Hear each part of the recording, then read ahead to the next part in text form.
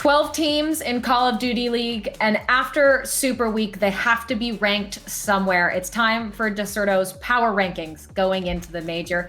I'm your host, Katie Bedford, joined by Enable and Pacman, who are going to give us what they think those 1 through 12 spots should be, guys. So let's bring up that graphic and see how everything played out and why you guys put everyone where you did. So Enable, do you guys want to start with number 12 and work your way up? Yeah, I mean, John, I think this one's pretty obvious. Number 12 has to be London. They haven't won a series yet, haven't looked good, and I just don't have a lot of confidence in them as a team moving forward, so there's no reason why they shouldn't be 12. Yeah, just remember, guys, it's power rankings, not standings. This is what we think of their current form, and currently these guys stink. They haven't won a Search and Destroy. They're not good enough to not win Search and Destroys. You're not looking at this roster to dominate 3 respawns a series. Hardly anyone can do that anymore with the talent around the league, and they're definitely not the roster to do it. Short and simple, I suppose. Not much to say. What about 11? I have to say it's got to be the team that needs to help Sam. It's Seattle. For me, John, it's just, once again, they're kind of average across the board, and you know, I'm worried that maybe they don't have enough firepower compared to a lot of the other teams. So it's hit or miss. They have potential, but right now, their current form, they're bottom of the pack for me. For whatever reason, I look at the roster and it doesn't seem bad. They got Gunless and Octane. Yeah, they have Gunless and Octane, Looney and Pristini. The guys are proven. All 4 of them are proven. I just think they haven't put it together yet. We've seen flashes of them being pretty good, but mostly it's just inconsistency and poor results. I mean, we already know what Sam can do. We're just waiting for the team to gel, and when they do, we can see them move up this list. But right now, we're looking at them at number 11. These lot is with London at the bottom, mate. That was my. A good attempt. A good attempt. Oh snap, son! Fucking hell. So still at the bottom, but not quite the very worst. Who do you have at 10? John, I'll let you take this one. Florida? Yeah, it's Florida. It's Florida. They won 1 series. I do believe that they have potential to beat pretty much any team, but when it comes down to it, it doesn't look like they're prepared yet. They don't look as prepared as the other top teams. They keep dropping series that you wouldn't expect them to drop. I don't know what that may be. But I mean, I look at the roster. I got Skies and Awakening. These guys are nasty. Adjustments needed. Florida now back on the offense. Can they close things out as Awakening able to drop a few? That's going to be the 7th streak after the first round. Catering over. Now make it 8. 1 player left hanging out through mid, which is going to be Arcides, desperately trying to seek him out. And Awakening, you can just tell it. He feels that he is flying around the map. They're just not closing series. I don't know what to tell you. They're just not a very consistent team. They're another team that I think has a lot of upside. Like you said, they just haven't put it together yet. You know, the potential is there, but right now they look a little lost. They're behind. Simple as that. All right, and who are they immediately behind? Number 9. Gotta be the boys from the north, whatever it's called, Battle of the fucking North. I got Toronto, but you know, and I think that they actually could be higher on the list, but for right now, I can't put them above any other team that we haven't said yet because they have lost. They're 1-4. They have had a little bit harder of a schedule, which I think we need to think about that.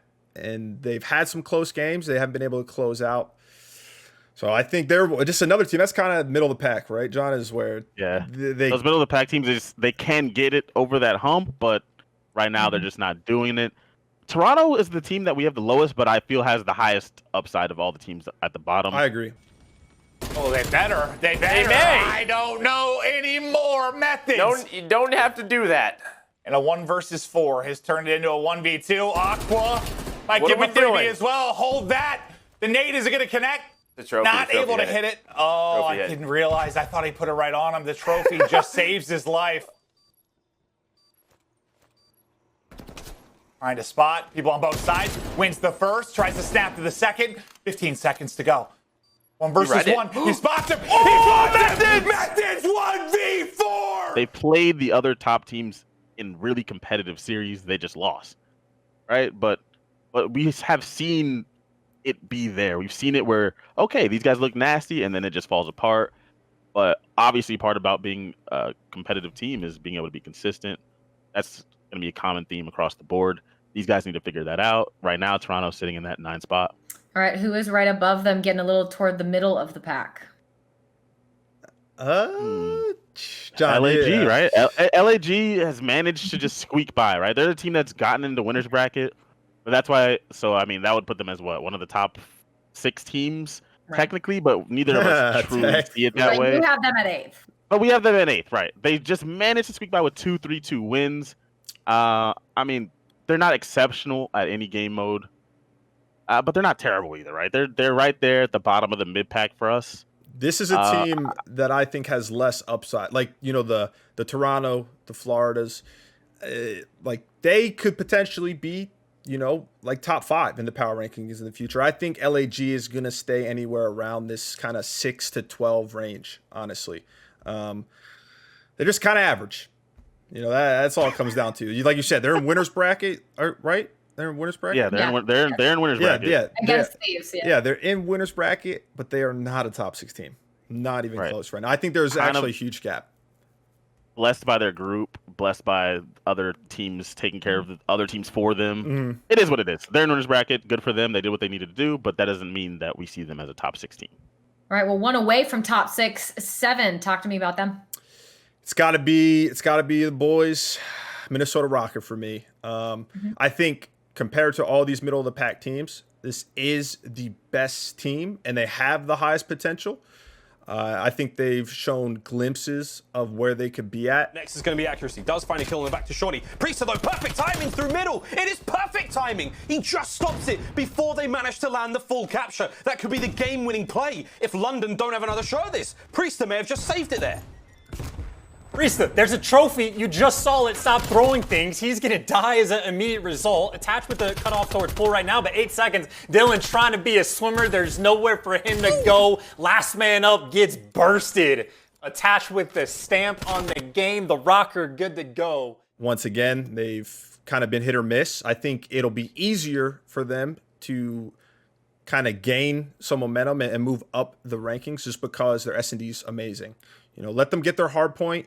Just solid, just not dog shit, and I think they're gonna fly up the leaderboards for sure. Yeah, a hard point is the better mode to suck at, just because you run it every single day. You run those maps over and over and over. You go through the reps over and over and over. Eventually, you'll get it if you have the right players, and I do feel like they do have the right players. Preston needs to stop struggling. We need the more consistency out of their subs, and I think that you're gonna see them be average at hardpoint, and that's all they need to move up this list. Just give me a couple here and there. Won a series. That's all you need. Won a series, and they should be fine. So I do feel like they have that upside, but right now we have them at our 7th spot. All right, number 6, Pacman, the top 6 of the league. Who is that? This is where it got close, but we decided to go with Paris. From a 2v3 to a 2-on-1, Scraps now last up. Arsenes just fell short in a 1v2. Can Scraps make it work on the other side? They've been the kings of clutch. In the hard point, a shot here in the search. And Seliev just toying with him, trying to give Sim time to get over, but he makes it a 1 versus 1. Now 20 seconds. Sim couldn't get there in time. He spots him. He's tagged up in Scraps. Again, it's magic for Legion as he wins the 1v2. They looked a lot stronger than people think. They're taking hard points from FaZe. Like, they look good. They look pretty good. And they're the put together team, the Scraps of the league. Again, no pun intended. That's just how it worked out. That's what that team is. But when you look at it, they're playing at a pretty high level. Once Fire figures it out, once he gets comfortable, once he gets his rhythm going, I think that he's going to play a lot better, a lot more consistent. And this team could be really, really good. Like, I actually believe that they have more upside, that they could do a lot more than they've shown us so far. They managed to lose a close series to LAG early on, but had they played them later, I would have favored Paris. I agree. They were just early. I mean, they're a wild card at the end of the day because most of these other teams, the players have teamed with one another, whereas Paris, it's different. And I think they're one of the few teams that you've seen constant improvement from the first series in this stage, which is a good sign. You know, other teams have kind of regressed. They had a really good series, really bad series. With Paris, it's a noticeable improvement, in my opinion, and you know, you don't know what their ceiling is. So I think number 6 is a good spot for them right now. And I'm kind of excited. Dude, that might be like LA Thieves super fan and then Paris Legion number 2. like I want to see them do really good. A team that we all initially anticipated was going to be bottom of the league, sitting at 6th in these power rankings. Number 5, though, who's right above them? The top of the rest would be New York Subliners. We don't know how good they can really be, but they're the only team of the they're the only team of the rest that have lost 2 games, right? That's all you can say. They've lost 2 games, but they've looked really good in doing so. Clearly the number 5 team in the league. Asen's playing phenomenal. Clay's playing really well. Again, we got to give Clay props to that too, by the way. Yeah, he manages to form good teams year after year. People can say what they want. He had really good teammates with the Simp and Abizi and then Hook and Shotzi. But now this is a team that's just kind of put together. And here they are again, right back at the top. And he's playing damn well. Good. He's playing damn well. Yeah, he's playing really well himself. He's playing great. It's the bomb planted. What a read. Gonna drop 1 for the 1v2. Hits the shots and Clay clutches up in the 1v2 to give the first round to NYSL. You can't really put them any higher than 5th just because they did lose to LA. They did lose to Dallas. Obviously, they could have beat both those teams. But I think, like, they are a part of that top tier. I do. Like, I don't think there's a huge gap. Like, they could easily be the 4th or 3rd best team in the game right now. But, you know, from the records, we got to keep them at 5th. Yeah. All right, 5th they will stay, but both, again, those losses, exceedingly close series. But who sits above them at 4? It's got to be my boys. I think they should be first. I think they should be. I'm just kidding. You know, there's not much to say. They got 2nd. They went 4-1 during the first stage. And, yeah, they might not have had the cleanest series, but everyone knows the players on this team. They know the potential. They know how talented they are. So, you know, I think they're, you know, obviously a top 4 team. That's why we have them at number 4. But you can't put them any higher. They just look a little bit more sloppy than the rest of the teams, I think. Yeah, I feel like the other teams that we're going to have above them all have something where I feel like they excel. Mm-hmm. And I think that LA Thieves, while they could be a really good respawn team, pretty average surge team, they don't excel enough over these other top teams to give them a spot above them. Saw Seattle Surge take them to a game 5. Then TJ Hallier, like one of the best maps ever, to win that. It's 11-0 for TJ and Flasher. TJ again. And Octane will get challenged. It's TJ again opening He's bringing it, Clint. He's bringing it. I mean, they're really good. They're really solid. I could see them winning the tournament. It just without a doubt. Somebody's got to be 4th. They need, for them to move up, for me, is they need to become great at 1 game mode. Like like every other team above them is unbelievable at least 1 game mode. Whereas LA Thieves, in my opinion, they're very good across the board, but they just don't have anything that they really excel at, like you said. Now the top three teams that were sitting in our top 3 for most of last year as well. Let's start though with number 3, the upper echelons, the teams to beat. Pacman, who is number 3? Number 3, we're gonna go with the Chicago OpTic Chicago. Which way is it? I don't know. But this, but this is the team that I also agree with Ian on. I feel like this is the best respawn team in the game. If it was only respawns, just number 1, best of 7 respawns, I think they'd be the best team in the world. I really do. I think that this team is super strong. Envoy's one of the best players, if not the best player. I mean, Ormo's playing amazing. They're all playing amazing Call of Duty. This is the best respawn team in the game. Every single time they go into one, I have confidence they're going to win it. They're the best control team by far. Scump on 5 in a row. All of Mutineers coming off spawn again. Look how far pushed up the map OpTic are. Yeah, the big thing is they just haven't been able to get out of this. I mean, both times they finally got A. After that, I mean, good luck. It's all OpTic. I mean, streaks coming in. It was like 22-20 lives at some point. I'm pretty sure. Since then, it's 21-8. It's a team that excels in 1 mode and excels in all the respawns in general. So OpTic's really strong. Once they solidify some of those surges, I could see them becoming the best team. Yeah, and it's tough because they are the best respawn team. Like I think that's no question. But the Dallas and the FaZes, you know, they can challenge them in respawn. At the end of the day, it doesn't matter if you win 250, 249, 250, 100. They can take a respawn off them. And I just think both of those teams are stronger in S&D. So it's hard to put OpTic above them for the time being. All right, well, then we only have two remaining. Those two that Ian just mentioned, Atlanta and Dallas.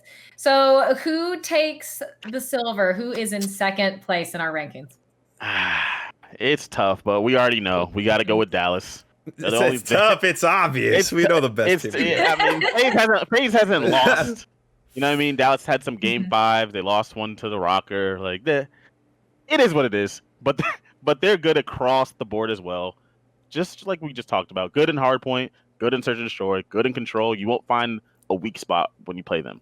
Like, you might have the edge in search and destroy. FaZe might have the edge against them in search and destroy, but it's not by a lot. It's not. And they're just a strong team. And all the respawns, they can take it from you at any given time. This is why they're at the top of the league, and it's why they're going to stay at the top of the league. It's just too hard to topple over. But this time they get caught. TJ, though, he's going to get taken down. Another trade. It's all on Criminal 1 versus 2. Crim make the play. Up against Slasher and Tim. Has to get the kills, work the defuse. There are 17 Thieves trophies on the map. Yeah, right around there. Here he goes. Big gunfight. Wins it. 1 versus 1 now. 25 seconds to go. Temp shot, so he knows his position. Temp thinks he's going to hunt him. He's on it. He's on it. And Crim's got it! He sticks it, and Empire win the map to go up 2-0! Yeah, I mean, I can't really follow up with anything else, honestly. They're right there, you know. They're a fantastic team. They have no weaknesses. It's just they do have a loss, you know. You can't give them the #1 spot. I think they easily could be the best team in the game. But for right now, as it stands, I think 2's fair. It's deserving. Yeah, it's a little easier to talk about those top teams and bottom teams because their records speak for themselves. But that just leaves Atlanta FaZe at #1. So, Ian, when you look at them, undefeated, but what else is there to say? I mean, it's just they have no weaknesses. Okay, that is, even if, say, they had a loss and they were also 4-1, I'd still have them at #1 in the power rankings because unlike the rest of the top teams, they're great in all game modes. You know, like they don't have anything that they're struggling in. And that's a tough thing when you're an opponent going up against them because you can't capitalize anywhere. They're obviously the best S&D team in the game. And, you know, they're a top 3 respawn team in the game. It's like it doesn't get any better than that, you know. They are just dominating the early game, but don't count out Simp. Don't count him out. To a 1v1, the punch is in. Oh, what is that?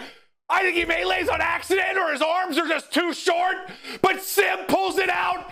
It cannot happen. Usually the recipe for beating a team like that is taking that first map, right? You get that first map under your belt, you get that maybe going for you. Steal a 6-5 round 11, you know. Then you get that 6-5 and you're up 2-0 all of a sudden against FaZe, but it just does not work. It's like a lot harder.